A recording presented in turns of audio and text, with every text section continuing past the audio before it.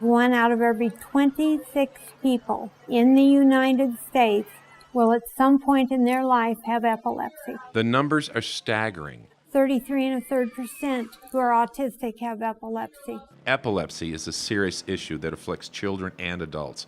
There are medicines that help, but I wanted to do something that was therapeutic, but I felt like words were limiting for some people. through a program called Studio E, Perfect, Zach. Awesome.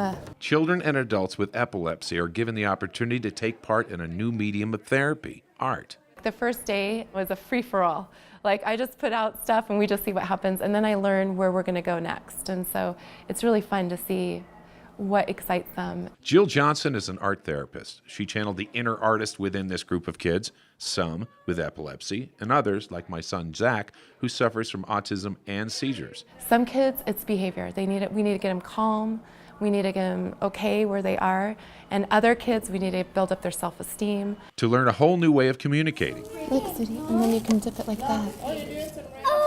Oh my gosh. And dealing with the outside world. So many of them would walk in and they'd look everywhere else but at the person talking to them. A world that can be intimidating and confusing for our Zach. When I first met Zach, he couldn't even come in the room with us. He had to leave the first day. With Zach, what you can see is behavior. As you see behaviors change. So kids that can't sit still are all of a sudden sitting still.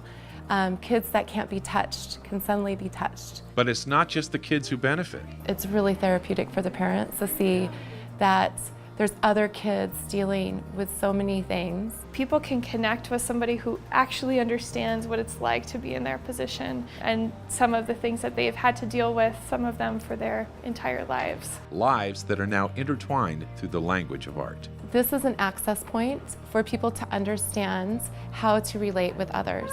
We don't know what to do with if you hear a sound suddenly or if there's a body movement, and it just gives us another way to communicate with children and adults with different disabilities and abilities. It's really cool to see what happens when somebody that can't control their body all of a sudden is steady and just looks at you and smiles, and that's better than any words I could ever get.